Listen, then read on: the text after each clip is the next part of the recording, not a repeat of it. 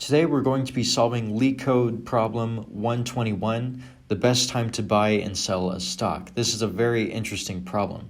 So we are given an array prices where prices I is the price of a given stock on the ith day. You want to maximize your profit by choosing a single day to buy one stock and then choosing a different day in the future to sell that stock. Then we return the maximum profit we can achieve from this transaction. If we cannot achieve any profit, then we just return 0.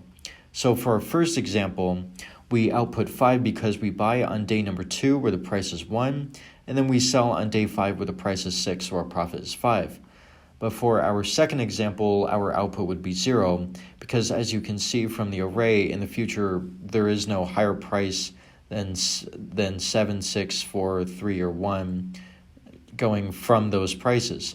So that means we would just return a max profit of 0. So this problem is another dynamic programming problem. So our goal is to eliminate repeated work and narrow the problem down to multiple subproblems. So we're first going to have max profit and the minimum price.